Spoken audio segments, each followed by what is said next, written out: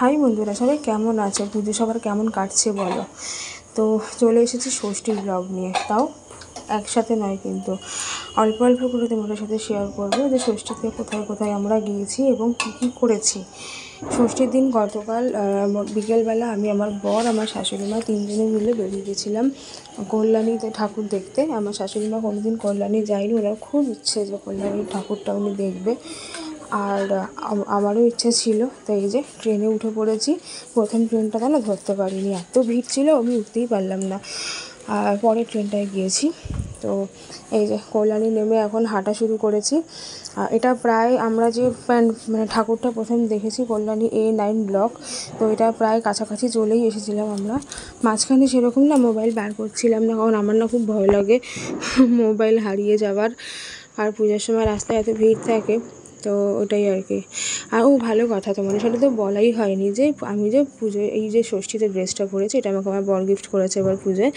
ও আরও একটা গিফট করেছে, সেটা যেদিন পরবো সেদিন তোমাদের সাথে শেয়ার করব।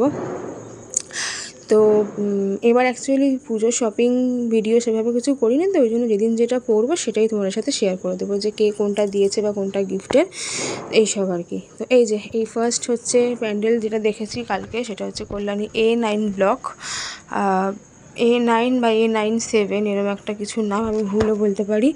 তো না, A9 স্কোয়ার বোধহয় নামটা।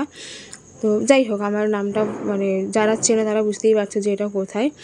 প্যান্ডেলটা ভীষণ সুন্দর হয়েছে, মানে আমার সত্যি কথা বলতে থিমের নাম কি বা কিছু আমি এত কিছু বুঝি না, আমি শুধু এই সূক্ষ্ম যে কারুকার্যগুলো হয় না বিভিন্ন প্যান্ডেলের, আমার এটা দেখতেই বেশ ভালো লাগে।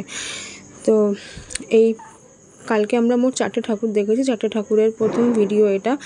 তো এই ভিডিওতে শুধু এই ঠাকুরটাই তোমাদের সাথে শেয়ার করলাম, সবগুলো যদি একসাথে মানে শেয়ার করতে যাই ভিডিওটা অনেক বড় হয়ে যাবে, আর এখন বড় ভিডিও দেখার মতন এনার্জি কারোরই থাকে না বা সময়ও কারোর থাকে না, তাই না?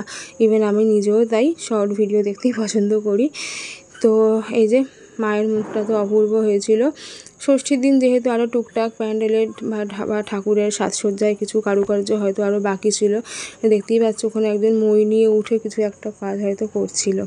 যাই হোক, এই ভিডিওটা তোমাদের কেমন লাগলো অবশ্যই কমেন্ট করে জানিও। দেখা হচ্ছে আবার পরের ভিডিওতে বাকি পুজো প্যান্ডেল নিয়ে। টাটা।